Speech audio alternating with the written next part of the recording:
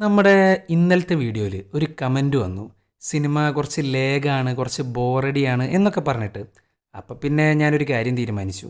അടുത്ത സിനിമ ചെയ്യുന്നുണ്ടെങ്കിൽ നല്ല കിഡിലൻ സ്ക്രീൻ പ്ലേ ഉള്ള അല്ലെങ്കിൽ നല്ല സ്പീഡിൽ പോകുന്നൊരു സിനിമ ചെയ്യാന്നുള്ളത്. അങ്ങനെ ഇരിക്കുമ്പോഴാണ് ത്രാഷ് എന്ന് പറയുന്നൊരു സിനിമ ഞാൻ കാണുന്നത്. ഇതൊരു ഗംഭീര സിനിമയൊന്നും അല്ല കേട്ടാ, പക്ഷേ ഈ സിനിമയുടെ സ്ക്രീൻ പ്ലേ നല്ല പറന്നിട്ടാണ് പോകുന്നത്. പടപടാന്നിങ്ങനെ പൊക്കോണ്ടിരിക്കും. അത്രയും എൻഗേജിങ് ആയിട്ടാണ് ഈ ഒരു സിനിമ കൊണ്ടുപോകുന്നത്. കനത്ത മഴയും ചുഴലിക്കാറ്റും കടലുകയറലൊക്കെ ആയിട്ട് ഒരു ടൗണ് മൊത്തം വെള്ളത്തിലങ്ങ് മുങ്ങിപ്പോകുന്നു. എന്നാൽ ഈ ടൗണിന്റെ 3 പ്രദേശങ്ങളിലായിട്ട്, അതായത് 3 ലൊക്കേഷനുകളിലായിട്ട് കുറച്ച് ആൾക്കാർ പെട്ടുപോകുന്നുണ്ട്. ഒരു സ്ഥലത്ത് കുട്ടികളാണെങ്കിൽ മറ്റേ സ്ഥലത്ത് ഗർഭിണിയായിട്ടുള്ള സ്ത്രീയാണ് പെട്ടുപോകുന്നത്. ഇവരെങ്ങനെ രക്ഷപ്പെടും? ഇതാണ് ഈ സിനിമ. അധികം എക്സ്പെക്റ്റേഷൻസ് വെക്കാണ്ട് കണ്ടു കഴിഞ്ഞാൽ ഈ സിനിമ ഉറപ്പായിട്ടും നിങ്ങൾക്ക് ഇഷ്ടപ്പെടും. ഒരു നോർമൽ ക്ലീഷേഡ് സിനിമ തന്നെയാണ് ഇതും. പക്ഷെ 1.5 മണിക്കൂർ ഒരു ടെൻഷനും ഇല്ലാണ്ട് ഒരു ലേസിന്റെ പാക്കറ്റും പൊട്ടിച്ച് ഇങ്ങനെ സുഖമായിട്ടിരുന്ന് കാണാം. അതാണ് ഈ ഒരു സിനിമ. പിന്നെ ക്ലൈമാക്സിൽ അത്യാവശ്യം ഇല്ലോജിക്കലായിട്ടുള്ള കാര്യങ്ങളൊക്കെ ഉണ്ട്. അത് കണ്ടിട്ട് കമന്റ് ബോക്സിൽ വന്നിട്ട് ലോജിക്കില്ലാതൊന്നും പറയരുത്. ഇത് അങ്ങനെയുള്ളൊരു സിനിമയാണ്, നിങ്ങൾക്കറിയാലോ. അപ്പോൾ ഞാൻ കൂടുതലൊന്നും പറഞ്ഞ് ലേഖാക്കുന്നില്ല, നേരെ സിനിമയിലേക്ക് കടക്കാം.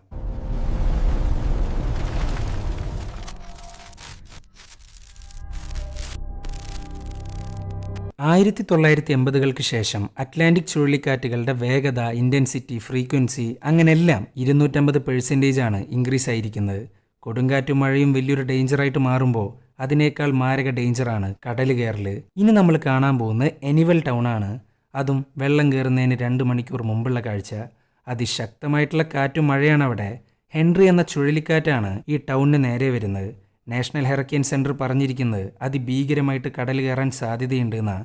നാട്ടുകാരെല്ലാവരും പരക്കം പാഞ്ഞുകൊണ്ടിരിക്കുകയാണ്. ഈ സമയത്താണ് ഡെക്കോട്ട എന്ന പെൺകുട്ടീനെ കാണിക്കുന്നത്. പുള്ളിക്കാരത്തി ഒരു ബർഗർ ഓർഡർ ചെയ്യാൻ നോക്കുകയാണ്. എന്നാൽ മഴ കാരണം കടകളെല്ലാം ക്ലോസ്. ഇത് കേട്ടപാട് ഡെക്കോട്ട ആകെ ഞെട്ടിയിരിക്കുകയാണ്. അവൾക്കാണെങ്കിൽ വീടിൻ്റെ പുറത്തേക്കൊന്ന് ഇറങ്ങി നോക്കണമെന്നൊക്കെ ഉണ്ട്. പക്ഷെ അവളെ കൊണ്ട് സാധിക്കുന്നില്ല. തൻ്റെ അമ്മയുടെ മരണത്തിന് ശേഷം ഡിപ്രഷൻ വല്ലാതെ വേട്ടയാടുന്നുണ്ട് ഡെക്കോട്ടയെ. അവരൊറ്റ ഡിപ്രഷൻ അല്ലെങ്കിൽ ആങ്സൈറ്റി കാരണം പുറത്തേക്കൊന്നും ഇറങ്ങാറില്ല. കഴിക്കാൻ ഫുഡ് കിട്ടാത്ത സ്ഥിതിക്ക് പുറത്തിറങ്ങി നോക്കിയല്ലേ പറ്റുള്ളൂ. സോ ഇറങ്ങുന്നു. പുറത്തുള്ള അന്തരീക്ഷം കണ്ട് ആകെ കിളി പറന്നിട്ടാണ് ഡെക്കോട്ട നടക്കുന്നത്. അതുമാത്രമല്ല, അവൾ ആകെ പാനിക്കാവാൻ തുടങ്ങുന്നു. അവളെ അറിയുന്ന നാട്ടുകാർ പറയുന്നുണ്ട്, ഡെക്കോട്ട എത്രയും വേഗം ടൗണിൽ നിന്ന് പുറത്ത് കിടക്കാൻ നോക്ക്, ഇല്ലെങ്കിൽ പ്രശ്നവും. എന്നാൽ ഇതൊക്കെ കേട്ടിട്ടും ഡെക്കോട്ടക്കൊന്നും ചെയ്യാൻ സാധിക്കുന്നില്ല. അവൾ ആകെ പാനിക്കായിട്ട് ഇല്ലാണ്ടാവുന്നു. ഈ സമയത്താണ് 3 കുട്ടികളെ കാണിക്കുന്നത്. Ron, will, Leena. ഇവർ 3 പേരും സിബ്ലിങ്സ് ആണ്. 3 കൂടെ മഴയെല്ലാം നല്ല ഗംഭീരമായിട്ട് എൻജോയ് ചെയ്തുകൊണ്ടിരിക്കുകയാണ്. അപ്പോഴാണ് അവരുടെ ഫോസ്റ്റർ പാരന്റ് അങ്ങോട്ട് വരുന്നത്. ഇയാളാണെങ്കിൽ ഒടുക്കത്തെ സ്ട്രിക്റ്റ് ആണ്. മക്കളെ അഭിസംബോധന ചെയ്യുന്നത് എടാ തന്തയില്ലാത്തവന്മാരെ എന്നും പറഞ്ഞോണ്ടാ. അതിൽ നിന്ന് മനസ്സിലാക്കാം ആ കുട്ടികളുടെ അധോഗതി. ഒരു പുഴയരികിൽ ഇരുന്നിട്ടാണ് ഇവർ കളിച്ചുകൊണ്ടിരിക്കുന്നത്. അവരെ വീട്ടിലേക്ക് വിളിച്ചുകൊണ്ട് പോവുകയാണ് ഫോസ്റ്റർ പേരൻ്റായ മിസ്റ്റർ ഓൾസൺ. ഇതേ സമയം മെനുവിലെ ഒരു മീറ്റ് പാക്കേജിംഗ് പ്ലാന്റ് ആണ് കാണിക്കുന്നത്. ഇത്രയും വലിയ മാരക സിറ്റുവേഷൻ ഉണ്ടായിട്ട് പോലും അവിടുത്തെ ജോലിക്കാർക്ക് ലീവ് കൊടുത്തിട്ടില്ല. ഇതാണ് ലിസ. പുള്ളിക്കാരത്തി ഇവിടെയാണ് വർക്ക് ചെയ്യുന്നത്. അതുമാത്രമല്ല, അവൾ പ്രഗ്നൻ്റ് ആണ്. അങ്ങനെ അന്നത്തെ ജോലിയും കഴിഞ്ഞ് തിരിച്ച് വീട്ടിലോട്ട് പോവുകയാണ് ലിസ. അപ്പോഴാണ് ഇവിടെ ജോലി ചെയ്യുന്ന ഹാരിയെ കാണുന്നത്. അവനാണെങ്കിൽ ഒരു ട്രക്കും കൊണ്ട് ലോഡ് എടുക്കാനാണ് വന്നിരിക്കുന്നത്. അങ്ങനെ ഇരിക്കുമ്പോഴാണ് ലിസക്ക് അവളുടെ അമ്മ വിളിക്കുന്നത്. അമ്മയാണെങ്കിൽ ആകെ പേടിച്ചിരിക്കുകയാണ്. എത്രയും വേഗം ടൗണിൽ നിന്ന് പുറത്ത് കിടക്കാനാ അമ്മ പറയുന്നത്. പിന്നെ പോരാത്തതിന് ബോർഡർ ആണെങ്കിൽ ക്ലോസ് ചെയ്തിരിക്കുകയാണ്. ഇതൊക്കെ കേട്ടിട്ടാകെ പേടിച്ചിരിക്കുകയാണ് ലിസ. പുറത്താണേലോ അന്തരീക്ഷം മുഴുവൻ വല്ലാത്തൊരവസ്ഥയിലാണ്. അങ്ങനെ ഈ സമയത്താണ് ഡെയിൽ എന്ന മെറൈൻ റിസർച്ചറെ കാണിക്കുന്നത്. പുള്ളിക്കാരൻ കുറച്ചു നേരമായിട്ട് ഈ ഒരു കാറ്റിൻ്റെ പിന്നാലെയാണ്. അയാളുടെ പ്രധാന പണിയാണ് കടലിൻ്റെ അകത്തുള്ള മീനുകളെ വാച്ച് ചെയ്യാന്നുള്ളത്. അങ്ങനെ ഡെയിൽ പറയാണ്, ഗൈസ്, ഈ കാറ്റ് കാരണം മീനുകളെല്ലാം നോർത്തിലേക്ക് പൊക്കോണ്ടിരിക്കുകയാണ്. പക്ഷെ ബുൾ ഷാർക്ക് ഇങ്ങോട്ടാണ് വന്നുകൊണ്ടിരിക്കുന്നത്. ഇപ്പം തന്നെ ഏകദേശം ഒരു 6 വരുന്ന വഴിക്ക് ഞാൻ സ്പോട്ട് ചെയ്തു. ഇതൊക്കെ പറഞ്ഞുകൊണ്ടിരിക്കുമ്പോഴാണ് ഹെൻറി കാറ്റിനെക്കുറിച്ച് കൂടുതൽ ഇൻഫർമേഷൻ കിട്ടുന്നത്. അത് കണ്ട് പുള്ളിക്കാരനാകെ ടെൻഷൻ ആവാൻ തുടങ്ങുന്നു. ഈ കാറ്റുകൾക്ക് ഓരോ കാറ്റഗറീസ് ഉണ്ട്. അതിലത്തെ ഏറ്റവും ഡേഞ്ചറസ് ആയിട്ടുള്ള കാറ്റഗറിയാണ് കാറ്റഗറി 5. ആ സ്റ്റേജിലാണ് ഹെൻറി ചുഴലിക്കാറ്റ്. സോ എനിവൽ ടൗൺ നശിക്കാൻ അധികം സമയമൊന്നും വേണ്ടാന്നർത്ഥം. പിന്നിങ്ങേരൊന്നും നോക്കിയില്ല. വേഗം തന്നെ ഡെക്കോട്ടയ്ക്ക് ഫോൺ ചെയ്യുന്നു. ഈ ഡെക്കോട്ട ഡെയിലിൻ്റെ സിസ്റ്ററിൻ്റെ മകളാണ്. ഡെക്കോട്ട, നീ എവിടെയാ? ടൗൺ വിട്ട് പോയിട്ടില്ലെങ്കിൽ നിന്നെ ഞാൻ പിക്ക് ചെയ്യാം. വേണ്ട, ഞാൻ എങ്ങോട്ടും വരുന്നില്ല. ഡെക്കോട്ട, ഞാൻ പറയുന്നു കേൾക്ക്. കുറച്ച് നേരം കഴിഞ്ഞ കാറ്റഗറി 5 ആണ് വരാൻ പോകുന്നത്. ആ നാട് മൊത്തത്തിൽ പോവും. നിന്റെ വീടിന് ചിലപ്പോൾ തകർന്നു വരാം. അതുകൊണ്ടാണ് ഞാൻ പറയുന്നത്. കുറച്ച് മണിക്കൂറുകൾക്കകം ഞാൻ അവിടെ എത്തും. ഓക്കെ? ഇത് കേട്ടേക്ക് ഡെക്കോട്ട അങ്ങ് സമ്മതിക്കുന്നു. അവൾക്ക് ഈ ഭൂമിയിൽ ആരേലും ബാക്കിയുണ്ടെങ്കിൽ അത് അവളുടെ പ്രിയപ്പെട്ട അങ്കിൾ ഡെയിലാണ്. സോ കേൾക്കാണ്ടിരിക്കാൻ പറ്റില്ലല്ലോ. ഇതേ സമയം മിസ്റ്റർ ഓൾസൺ ആണെങ്കിൽ പിള്ളേരെയും കൊണ്ട് വീട്ടിലോട്ട് പൊക്കോണ്ടിരിക്കുകയാണ്. പിള്ളേര് നോക്കുമ്പോൾ നാട്ടുകാരാണെങ്കിൽ കൂടും കുടുക്കിയെടുത്ത് രക്ഷപ്പെടാനാണ് നോക്കുന്നത്. ഇതൊക്കെ കണ്ട് കുട്ടികളാണെങ്കിൽ ഭയങ്കര ടെൻഷൻ. മിസ്റ്റർ ഓൾസൺ ആണേലോ ഒരു കൂസലുമില്ല.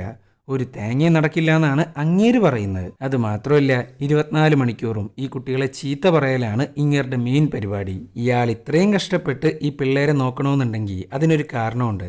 അതാണ് ഈ കുട്ടികളെ നോക്കാൻ വേണ്ടി ഗവൺമെൻറ് കൊടുക്കുന്ന ഫണ്ട്. ആ ഫണ്ടിന് വേണ്ടിയിട്ടാണ് ഇങ്ങേര് ഇതെല്ലാം ചെയ്യുന്നത്. ഇവിടെ ഡെക്കോട്ടയാണെങ്കിൽ അവളുടെ അമ്മയുടെ പഴയ വീഡിയോസൊക്കെ കണ്ടുകൊണ്ടിരിക്കുകയാണ്. അതൊക്കെ കണ്ട് കരയണവള്.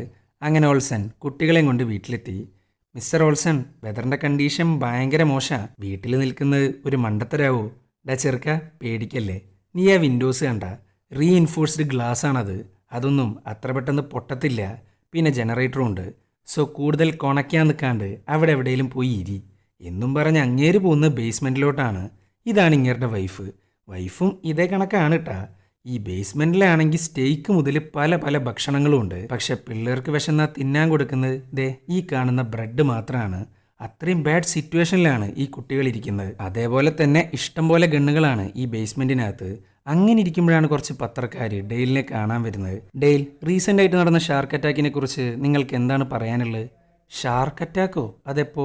കുറച്ച് സമയം മുമ്പാണ്. ഗ്രേറ്റ് വൈറ്റ് ഷാർക്കിൻ്റെ അറ്റാക്ക് ആയിരുന്നു, അതും 2 ഷാർക്ക്. ഇത് കേട്ടേക്ക് ഡെയിൽ പറയുന്ന ഒരു കാര്യമുണ്ട്. വൈറ്റ് ഷാർക്ക് ഒരിക്കലും പെയറായിട്ടോ പാക്കായിട്ടോ അറ്റാക്ക് ചെയ്യാറില്ല. സോ ആ അറ്റാക്കിന് പിന്നിൽ ബുൾ ഷാർക്ക് ആയിരിക്കും. ഓൾറെഡി പുള്ളിക്കാരൻ കണ്ടെത്തിയിട്ടുള്ളൊരു കാര്യമാണ് ബുൾ ഷാർക്കിൻ്റെ സാന്നിധ്യം, അതും കരക്ക് തൊട്ടടുത്ത്. എങ്ങാനും കടൽ കയറിയ ഇത്രയും ഡേഞ്ചറസ് ആയിട്ടുള്ള ഷാർക്കുകൾ ഈ എനിവലിലെത്തും. അവിടെയുള്ള മനുഷ്യരെ കൊന്ന് തിന്നുകയും ചെയ്യും. ഈ സമയത്താണ് മൊബൈൽ നെറ്റ്വർക്ക് അങ്ങ് ഇല്ലാണ്ടാവുന്നത്. അത് മാത്രമല്ല, ഇനിയാണ് ഈ നാട് നശിക്കാൻ പോകുന്നത്. അതായത് 2 മണിക്കൂറിന് ശേഷം. മാരക കാറ്റ് കാരണം ബലമില്ലാത്ത ബിൽഡിങ്ങുകളാണ് തകർന്നുകൊണ്ടിരിക്കുന്നത്. ഇലക്ട്രിസിറ്റി ഇല്ലാണ്ടാവുന്നു. കടലിനോട് ചേർന്നിട്ടുള്ള മതിൽ തകർന്ന് കടൽ കയറാൻ ആരംഭിക്കുന്നു. അതിശക്തമായിട്ടാണ് വെള്ളം വന്നുകൊണ്ടിരിക്കുന്നത്. ലിസയാണേലോ എങ്ങനെയും ഹയർ ഗ്രൗണ്ട് എത്താൻ വേണ്ടി ചീറിപ്പാഞ്ഞ് പൊക്കോണ്ടിരിക്കുന്നു. അപ്പോഴാണ് ഹാരിനെ കാണുന്നത്. അയാളാണെങ്കിൽ ഞെട്ടിക്കുന്നൊരു കാര്യമാണ് പറയുന്നത്. ലിസയുടെ ഫ്രണ്ടിലായിട്ട് വലിയൊരു മരം വീണ് കിടപ്പുണ്ട്. സോ അതുവഴി പോവാന്ന് പറയുന്നത് കുറച്ച് റിസ്ക്കാണ്. അതുകൊണ്ട് തിരിച്ചു പോകാനാണ് പറയുന്നത്. ഈ ഒരു കറക്റ്റ് സമയത്താണ് വെള്ളം അങ്ങോട്ട് എത്താൻ തുടങ്ങുന്നത്. ഇത് കണ്ടേക്ക് മരത്തിലൂടെ ഇടിച്ചു കയറ്റി പോകാനാണ് ഹാരി ലിസയോട് പറയുന്നത്. അല്ലാണ്ട് വേറെ ഓപ്ഷൻ ഇല്ല. പിന്നെ ലിസ ഒന്നും നോക്കിയില്ല, ഇടിച്ചങ്ങ് കയറ്റുന്നു. എന്നാൽ അവളുടെ കാറ് ആ മരത്തിൻ്റെ കൊമ്പിൻ്റെ ഇടയിൽ കുടുങ്ങിയിരിക്കുകയാണ്. ഹാരിയാണേലോ വേഗം തന്നെ മുന്നോട്ട് പോകുന്നു. അവിടെ ഒരു തിരിവുണ്ട്, അതിലൂടെ രക്ഷപ്പെടാനാണ് പുള്ളിക്കാരൻ്റെ പ്ലാൻ. എന്നാൽ യാതൊരു കാര്യം ഉണ്ടായിരുന്നില്ല. ആ ട്രക്ക് കൊടുക്കനെ കടലങ്ങ് കൊണ്ടുപോകാമെന്ന് മാത്രമല്ല, ലിസയുടെ കാറിൻ്റെ പുറകിലായിട്ട് ഒരൊറ്റ ഇടി. സോ അവളുടെ കാറ്, ഹാരിയുടെ ട്രക്ക്, അങ്ങനെല്ലാം ഒഴുകി പോവുകയാണ്. ഇതേ സമയം ഡെക്കോട്ടേനെയാണ് കാണിക്കുന്നത്. അവൾ എന്തൊക്കെയോ മാരക ശബ്ദങ്ങളാണ് പുറത്തുനിന്ന് കേൾക്കുന്നത്. നോക്കുമ്പോണ്ട് ഹൈ ഫോഴ്സിൽ വെള്ളം ആഞ്ഞടിക്കുന്നു. ഇത് കണ്ടേക്ക് ഡെക്കോട്ട വേഗം തന്നെ അപ്സ്റ്റെയറിലോട്ടാണ് പോകുന്നത്. ഇതേ സെയിം അവസ്ഥയാണ് ഓൾസൻ്റെ വീട്ടിലും. വെള്ളം വരുന്നത് കണ്ട് പേടിച്ച് വിറച്ചിരിക്കുകയാണ് പിള്ളേര്. എന്നാൽ ഓൾസൺ ഇതൊന്നും അറിയാണ്ട് വെറുതെ ഇരിക്കുന്നു. പെട്ടെന്നാണ് ഇവൻ പറഞ്ഞ ശക്തിയായ റീഇൻഫോഴ്സ്ഡ് ഗ്ലാസ് അങ്ങ് പൊട്ടിത്തകർന്ന് വെള്ളം അകത്തോട്ട് കയറുന്നത്. ഇവിടെ ലിസക്കാണെങ്കിൽ ഒന്നും ചെയ്യാൻ പറ്റുന്നില്ല. ആ കാറിനെ കൺട്രോൾ ചെയ്ത് നിർത്തുക എന്ന് പറയുന്നത് എളുപ്പമുള്ളൊരു കാര്യമല്ല. അങ്ങനെ അവളുടെ കാറ് ഒരു മരത്തിന്റെ മേളിലോട്ട് അങ്ങ് ഇടിച്ചു കയറുന്നു. എന്തോ ഭാഗ്യത്തിന് അവളുടെ മേൽ കൊള്ളുന്നില്ല. പക്ഷെ മരത്തിന്റെ ചില്ലകൾ അവളുടെ വയറിലായിട്ട് അങ്ങ് കുടുങ്ങുന്നു. പ്രഗ്നന്റ് ആണ്, അത്രയും വലിയ വയറാണ്. അതുകൊണ്ട് ആ മരത്തിന്റെ കൊമ്പ് മുറിച്ച് മാറ്റാണ്ട് അവൾക്ക് രക്ഷപ്പെടാൻ സാധിക്കില്ല. കാറാണെങ്കിൽ മുങ്ങിക്കൊണ്ടിരിക്കുകയാണ്. ഈ സമയത്താണ് ഹാരിയുടെ ട്രക്ക് ഒരു പ്രതിമയുടെ മേളിൽ അങ്ങ് ഇടിച്ചു നിൽക്കുന്നത്.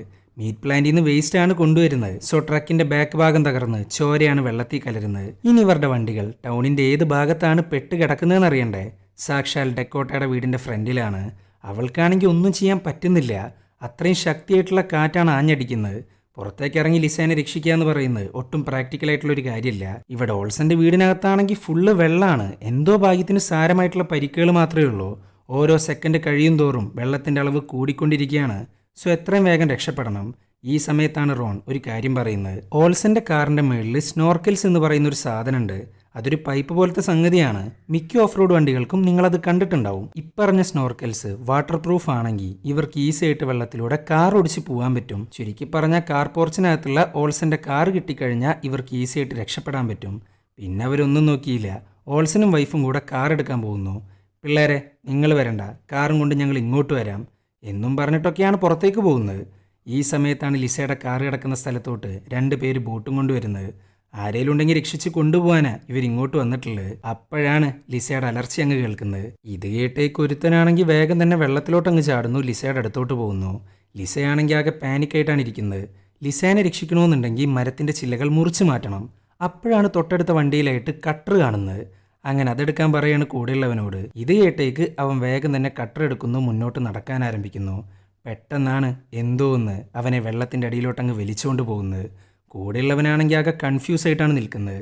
ഇത്രയും നേരം ഇവിടെ നിന്നിരുന്ന ഒരാളാണ് പെട്ടെന്ന് എങ്ങോട്ട് പോയി എന്നുള്ളതിന് ഒരു പിടുത്തമില്ല. അങ്ങനെ അയാളെ നോക്കാൻ വേണ്ടി ഇയാളും പോകുന്നു. പെട്ടെന്നാണ് അയാളങ്ങ് മേളിലോട്ട് പൊന്തി വരുന്നത്. അത് മാത്രമല്ല, വലിയൊരു ബുൾഷാർക്ക് അവനെ കടിച്ച് പറിച്ചുകൊണ്ടിരിക്കുകയാണ്. ഇത് കണ്ടേക്ക് ഡെക്കോട്ടയാണെങ്കിൽ ഷാർക്ക് ഷാർക്ക് എന്നും പറഞ്ഞ് അലറി വിളിക്കുകയാണ്. എന്നാൽ മഴ കാരണം അവർക്കത് കേൾക്കാൻ സാധിക്കുന്നില്ല. എന്നാൽ ഈ സമയത്താണ് ലിസ ഡെക്കോട്ടയെ കാണുന്നത്. ലിസക്ക് മനസ്സിലായി വെള്ളത്തിനകത്ത് എന്തോ ഉണ്ടെന്ന്. അങ്ങനെ ലിസയും അലറാൻ തുടങ്ങുന്നു. അപ്പോഴാണ് ട്രക്കിനകത്ത് കിടക്കുന്ന ഹാരിക്ക് ബോധം വരുന്നത്. അയാൾ അപ്പം തന്നെ ലിസേനെ രക്ഷിക്കാൻ വേണ്ടി കാര്യം അറിയാണ്ട് വെള്ളത്തിലോട്ടങ്ങ് ഇറങ്ങുന്നു. പിന്നെ പറയണ്ടല്ലോ, അയാളുടെ കാര്യത്തിലൊരു തീരുമാനമായി. ഇവിടെ രക്ഷിക്കാൻ വന്നവനാണേലോ വേഗം തന്നെ തിരിച്ച് നീന്താനാ നോക്കുന്നത്.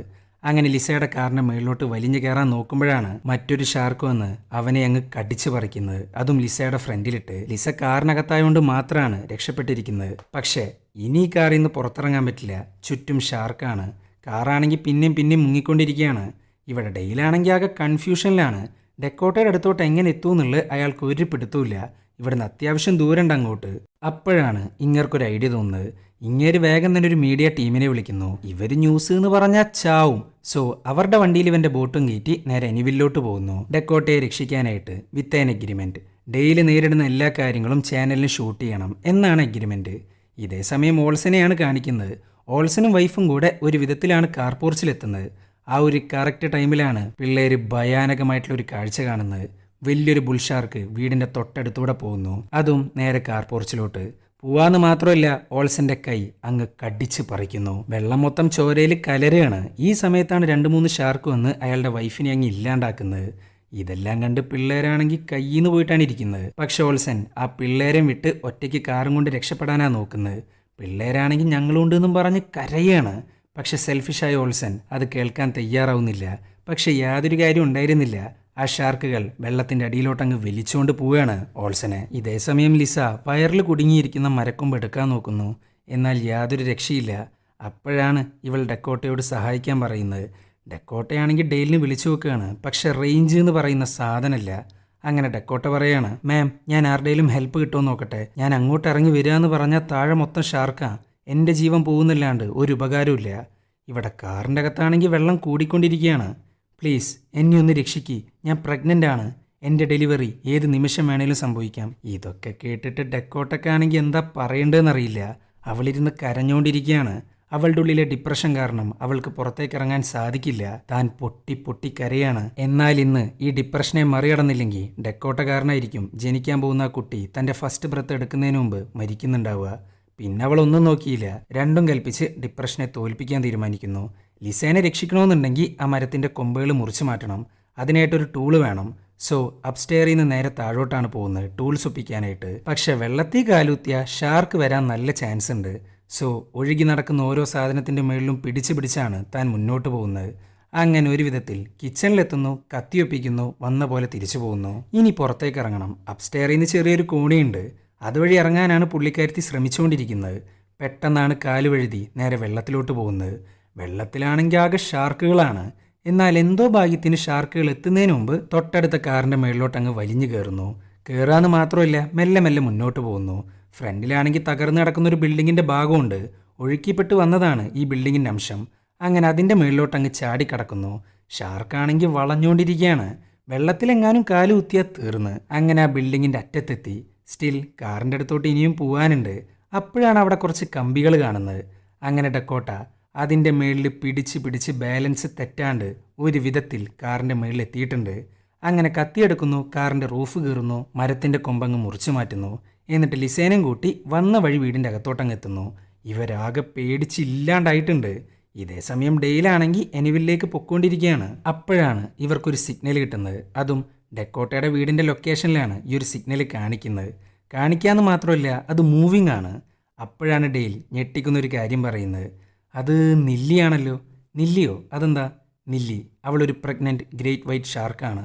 3 വർഷമായിട്ട് ഞാൻ അവളെ ട്രാക്ക് ചെയ്തുകൊണ്ടിരിക്കുകയാണ്. ചുരുക്കി പറഞ്ഞ ബുൾ ഷാർക്ക് മാത്രമല്ല, പ്രഗ്നൻ്റ് ആയിട്ടുള്ള ഗ്രേറ്റ് വൈറ്റ് ഷാർക്കും കൂടെയുണ്ട്, അതും ഡെക്കോട്ടയുടെ ലൊക്കേഷനിൽ. ഈ സമയത്താണ് ഇപ്പം പറഞ്ഞ നില്ലീനെ അങ്ങ് കാണിക്കുന്നത്. ഭീകര സൈസാണ് നില്ലിക്ക്, ആര് കണ്ടാലും പേടിച്ചില്ലാണ്ടാവും. അങ്ങനെ ഇരിക്കുമ്പോഴാണ് നമ്മുടെ പിള്ളേരെ കാണിക്കുന്നത്.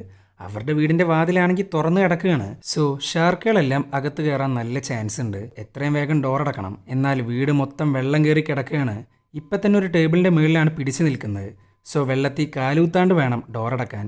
അങ്ങനെ ലീന രണ്ടും കൽപ്പിച്ച് കിച്ചണിലൂടെ ആ ഡോറങ്ങ് അടക്കാൻ പോകുന്നു. അങ്ങനെ നടന്ന് നടന്ന് കഷ്ടപ്പെട്ട് ഡോറിൻ്റെ തൊട്ടടുത്ത് എത്തിയിട്ടുണ്ട്. പക്ഷെ അത് അടക്കുക എന്ന് പറയുന്നത് അത്ര എളുപ്പമുള്ളൊരു കാര്യമില്ല. കാരണം ലീനക്ക ഡോറിലോട്ട് എത്തുന്നില്ല. അങ്ങനെ ഒരു വിധത്തിൽ എത്തിക്കുന്നു. കാലൊന്ന് വഴുതിക്കഴിഞ്ഞാൽ തീർന്നു. അങ്ങനെ കഷ്ടപ്പെട്ട് അടച്ചുകൊണ്ടിരിക്കുന്ന സമയത്താണ് ആ ഡോറങ്ങ് തട്ടിമാറ്റി ഷാർക്കുകളങ്ങ് അകത്ത് കിടക്കുന്നത്. സോ ആ പ്ലാനും പാളിയെന്ന് മാത്രമല്ല, ലീനക്ക ഡോറിൻ്റെ മുകളിൽ പിടിച്ചു നിൽക്കാൻ പറ്റുന്നില്ല. പിന്നെ റോൺ ഒന്നും നോക്കിയില്ല, ഓടിപ്പോകുന്നു. വെള്ളത്തിലോട്ട് വീഴുന്നതിന് മുമ്പ് അവളെ അങ്ങ് രക്ഷിക്കുന്നു. ഇതേ സമയം ലിസയും ഡെക്കോട്ടയും കൂടെ കൂടുതലായിട്ട് അങ്ങ് അടുക്കുന്നു. തൻ്റെ പേരെന്താ? ഡെക്കോട്ട. താനിവിടെ ഒറ്റക്കാണോ? യെസ്, കുറച്ച് വർഷങ്ങൾക്ക് മുമ്പാണ് എൻ്റെ അച്ഛൻ മരിക്കുന്നത്. പിന്നെ എൻ്റെ അമ്മ ഇപ്പം അടുത്താ മരിച്ച്. Dakota, I am sorry. തനിക്കൊരു കാര്യം ചെയ്യാൻ പറ്റുമോ? ഇവിടുന്ന് റൂഫിലേക്ക് എങ്ങനെയാണ് ആക്സസ്? ഈസിയാണോ? അതെ. എന്തേ? നമ്മൾ പെട്ട് കിടക്കുന്നത് പുറത്തുള്ളവരറിയണ്ടേ? ഐ മീൻ മേളിൽ കൂടെ പോകുന്ന ചോപ്പേഴ്സോ മറ്റോ. സോ അവർക്ക് വേണ്ടിയിട്ട് ഒരു സിഗ്നൽ തയ്യാറാക്കണം. ഇത് കേട്ടേക്ക് ആ സിഗ്നൽ തയ്യാറാക്കാൻ പോവുകയാണ് ഡെക്കോട്ട. ആ ഒരു കറക്റ്റ് ടൈമിലാണ് ലിസക്ക് പെയിൻ വരാൻ തുടങ്ങുന്നത്. ചുരുക്കി പറഞ്ഞാൽ ഏത് നിമിഷം വേണേലും പ്രസവം നടക്കാൻ ചാൻസ് ഉണ്ട്. ഇതേ സമയം പിള്ളേരെയാണ് കാണിക്കുന്നത്. വീടിനകത്തോട്ട് വെള്ളം പിന്നെയും വന്നുകൊണ്ടിരിക്കുകയാണ്. അങ്ങനെ റോൺ പറയാണ്, ഗൈസ് ഒന്നില്ലെങ്കിൽ മുങ്ങിച്ചാവും, അല്ലെങ്കിൽ ഷാർക്ക് നമ്മളെ തിന്നും. സോ എത്രയും വേഗം പുറത്ത് കിടക്കണം, എന്നിട്ട് നേരെ റൂഫിലോട്ടും പോകണം. അല്ലാതെ വേറെ ഓപ്ഷനൊന്നുമില്ല. അതിനാദ്യം ആ ഷാർക്കുകളുടെ ശ്രദ്ധ തെറ്റിക്കണം. അതിനു പറ്റി എന്തെങ്കിലും ഒരു സാധനം നമ്മുടെ കൈവശം വേണം. ഞാൻ നോക്കിയിട്ട് ബേസ്മെൻ്റാണ് കാണുന്നത്. അതിനകത്ത് ഇഷ്ടംപോലെ സാധനങ്ങളുണ്ട് എന്നും പറഞ്ഞ് ബേസ്മെൻറ്റിലോട്ട് പോകാനിരിക്കുകയാണ് റോൺ. ഇതേ സമയം ഡെക്കോട്ട വീടിൻ്റെ മുകളിലോട്ട് വലിഞ്ഞു കയറി തുണി കൊണ്ട് വലിയൊരു സിഗ്നൽ ഉണ്ടാക്കുന്നു. അങ്ങനെ തിരിച്ച് വീടിനകത്ത് കയറി വെള്ളം കയറി അപ്സ്റ്റേഴ്സ് വരെ എത്തിയിട്ടുണ്ട്. ഏത് നിമിഷം വേണേലും ഈ വീടടക്കം തകരാൻ നല്ല ചാൻസ് ഉണ്ട്. അങ്ങനെ ഇരിക്കുമ്പോഴാണ് ലിസയുടെ പെയിൻ കൂടി വരുന്നത്. അങ്ങനെ ഡെക്കോട്ടയെ കൊണ്ട് അവളുടെ ഓപ്പണിങ്സിൻ്റെ മെഷർമെൻ്റ് എടുപ്പിക്കുന്നു. ഡെക്കോട്ടക്കാണെങ്കിൽ ഇതെന്താ ചെയ്യേണ്ടതെന്ന് ഒരു പിടുത്തമില്ല. ഒരാളുടെ ഓപ്പണിങ്സൊക്കെ നോക്കുക എന്ന് പറയുമ്പോൾ. പക്ഷെ ഡെക്കോട്ട ഒരു വിധത്തിൽ ഏകദേശം മെഷർമെൻ്റ് എടുക്കുന്നു. അതനുസരിച്ച് നോക്കുകയാണെന്നുണ്ടെങ്കിൽ the baby is coming soon. Lisa പ്രസവിക്കാൻ അധികം സമയം വേണ്ടാന്നർത്ഥം. ഈ സമയത്താണ് പിള്ളേരെ കാണിക്കുന്നത്. ഈ ഷാർക്കുകൾ തൽക്കാലത്തിനൊന്ന് പുറത്തേക്ക് പോകാൻ വേണ്ടി വെയിറ്റ് ചെയ്തിരിക്കുകയാണ് ഈ പിള്ളേർ.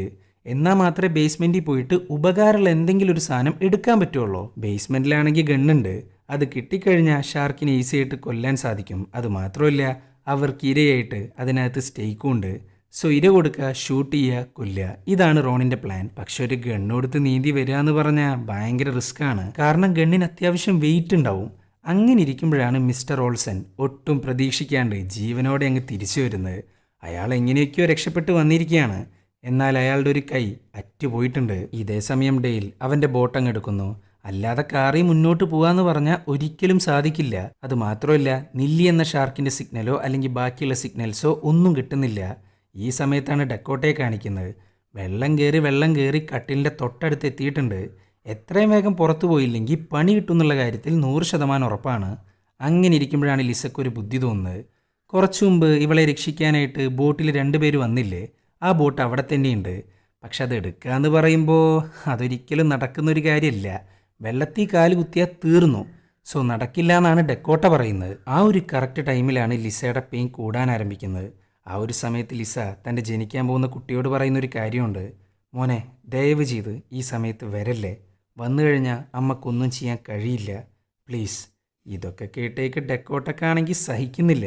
തൻ്റെ അമ്മേനെയാണ് ഓർമ്മ വരുന്നത്. ആ ഒരൊറ്റ പോയിൻ്റ് വെച്ച് പുള്ളിക്കാരത്തി ഒരു കാര്യം ഉറപ്പിച്ചു. എന്ത് കാട്ടിയിട്ടാണേലും വേണ്ടില്ല, ആ ബോട്ട് എടുക്കണം, ലിസേനയും കൊണ്ട് രക്ഷപ്പെടണം. അതിനാദ്യം ആ ഷാർക്കിൻ്റെ ശ്രദ്ധ തെറ്റിക്കണം. പക്ഷെ എങ്ങനെ? അപ്പോഴാണ് മെറൈൻ ബയോളജിസ്റ്റായ അങ്കിൾ ഡെയിൽ പറഞ്ഞു കൊടുത്ത കാര്യങ്ങൾ അവൾക്ക് ഓർമ്മ വരുന്നത്.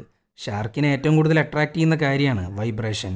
സോ വൈബ്രേറ്റ് ചെയ്യുന്ന മെഷീനുകൾ, അതായത് ട്രിമ്മർ, ബ്രഷ്, അങ്ങനെയുള്ള സാധനങ്ങളെല്ലാം ഒരു പ്ലാസ്റ്റിക് കവറിലാക്കുന്നു, വെള്ളത്തിലോട്ടിടുന്നു. സോ ഷാർക്കുകളെല്ലാം അതിൻ്റെ പിന്നാലെയായിരിക്കും. ആ ഒരു വൈബ്രേഷനിലോട്ടായിരിക്കും അവരുടെ കൂടുതൽ ശ്രദ്ധ. അങ്ങനെ ഡെക്കോട്ട വെള്ളത്തിലോട്ട് ഇറങ്ങാൻ വേണ്ടി റെഡി ആയിട്ടിരിക്കുന്നു. ഈ സമയത്താണ് ഓൾസനെയും പിള്ളേരെയും കാണിക്കുന്നത്. ഓൾസനെ കണ്ടിട്ട് പിള്ളേർക്കാണെങ്കിൽ ചൊറിഞ്ഞു കയറുകയാണ്.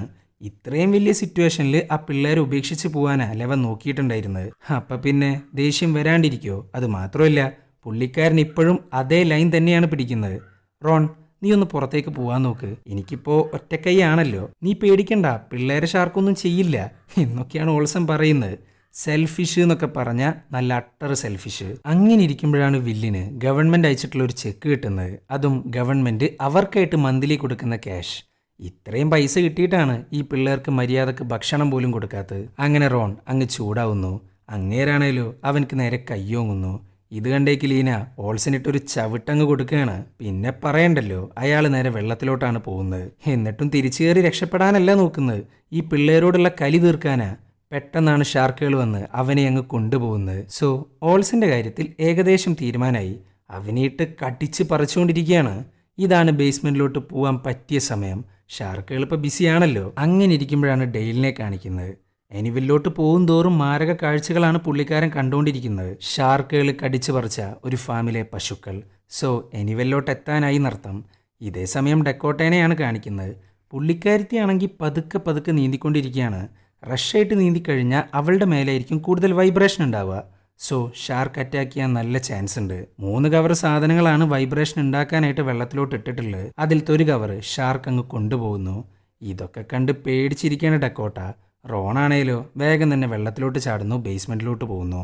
എന്നിട്ട് ആദ്യം തന്നെ സ്റ്റേക്കാണ് എടുക്കുന്നത്, ഷാർക്കിനുള്ള ചൂണ്ടയായിട്ട്. എന്നിട്ട് ഗണ്ണെടുക്കാൻ നോക്കുന്നു. പക്ഷെ ഗണ്ണെടുക്കാന്ന് പറയുന്നത് നടക്കുന്ന കാര്യമില്ല. സോ അത് വേണ്ടാന്ന് വെച്ച് മുന്നോട്ട് പോകുമ്പോഴാണ് അവൻ്റെ ഷർട്ട് അങ്ങ് കുടുങ്ങുന്നത്. അതാണെങ്കിൽ വലിച്ചിട്ട് കിട്ടുന്നുമില്ല. അപ്പോഴാണ് ബേസ്മെന്റിലോട്ട് ഷാർക്ക് അങ്ങ് വരുന്നത്. പിന്നെ അവനൊന്നും നോക്കിയില്ല, അടുത്തുണ്ടായിരുന്ന ഡെപ്പ എടുക്കുന്നു, എറിയുന്നു, ശബ്ദം ഉണ്ടാക്കുന്നു.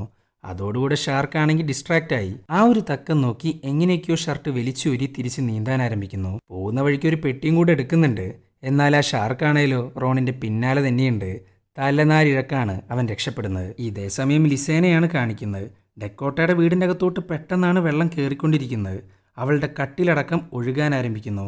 ഇവിടെ ഡെക്കോട്ടയാണെങ്കിൽ പതുക്കെ നീന്തിക്കൊണ്ടിരിക്കുകയാണ്. ഷാർക്കുകളാണേലോ എല്ലാ കവറുകളും അങ്ങെടുക്കുന്നു. ഇനി ഈ വെള്ളത്തിൽ നിൽക്കാൻ പറ്റില്ല, എത്രയും പെട്ടെന്ന് എന്തിൻ്റെയും മുകളിൽ വലിഞ്ഞു കയറണം. എന്നാൽ അതിന് പറ്റിയ സാധനങ്ങളൊന്നും അവിടെ കാണാനുമില്ല. അങ്ങനെ ഡെക്കോട്ട പാനിക്കാവാൻ ആരംഭിക്കുന്നു. ഈ സമയത്താണ് സാക്ഷാൽ നെല്ലി അങ്ങോട്ട് വരുന്നത്. ബുൾഷാർക്കുകളാണെങ്കിൽ ഡെക്കോട്ടയുടെ നേർക്കാണ് വന്നുകൊണ്ടിരിക്കുന്നത്. എന്നാൽ അവർ ഡെക്കോട്ടേനെ അറ്റാക്ക് ചെയ്യുന്നില്ല. ഇവളുടെ തൊട്ടടുത്ത് വരെ വന്നിട്ട് മറ്റെങ്ങോട്ടോ പോകുന്നു. ഇത് കണ്ടിട്ട് ഇവളാണെങ്കിൽ ഞെട്ടിയിരിക്കുകയാണ്. അപ്പോഴാണ് ഡെക്കോട്ട വലിയൊരു നിഴൽ കാണുന്നത്, അതും അവളുടെ തൊട്ടടിയിലായിട്ട്. സംഭവം വേറൊന്നുമല്ല, സാക്ഷാൽ നെല്ലിയെ കണ്ടിട്ടാ ഈ ഷാർക്കുകൾ പേടിച്ച് ഓടിയിട്ടുള്ളത്. വൈറ്റ് ഷാർക്കുള്ള സ്ഥലങ്ങളിൽ ബുൾഷാർക്ക് ഉണ്ടായിരിക്കില്ല. അതേപോലെ വൈറ്റ് ഷാർക്കിൻ്റെ ഇരയാണ് സാക്ഷാൽ ബുൾഷാർക്ക്. അങ്ങനെ ഡെക്കോട്ട ഒരു വിധത്തിൽ ബോട്ടിലെത്തി. അങ്ങനെ ഇരിക്കുമ്പോഴാണ് ഡെയിലിനെ കാണിക്കുന്നത്. ഡെയിൽ, നിങ്ങളെന്തിനാ ഈ ഷാർക്കുകളെ ട്രാക്ക് ചെയ്യുന്ന ജോലി എന്നെ തിരഞ്ഞെടുത്ത്? ഞാൻ ജനിച്ചതും വളർന്നതൊക്കെ ഒരു റിവറിൻ്റെ അടുത്താണ്. ആ സമയത്ത് ഞങ്ങളെല്ലാവരും പേടിച്ചിരുന്നൊരു മൃഗം ഉണ്ടായിരുന്നു ആ റിവറിനകത്ത്, ഹിപ്പോപ്പൊട്ടാമസ്. അവർ സ്ട്രോങ് ആണ്, ഫാസ്റ്റാണ്, ഡേഞ്ചറസ് ആണ്. അങ്ങനെ ഒരു ദിവസം റിവറിൽ കളിച്ചുകൊണ്ടിരുന്ന എന്നെ ഹിപ്പോപ്പൊട്ടാമസ് അറ്റാക്ക് ചെയ്യാൻ വന്നു. ആ സമയത്താണ് കുറേ ബുൾഷാർക്ക് ചേർന്ന് അതിനെ അങ്ങ് കടിച്ച് പറിക്കുന്നത്. ആ സമയത്ത് ആ ഹിപ്പോയുടെ കണ്ണുകളിൽ ഞാൻ കണ്ട ഭയമുണ്ട്.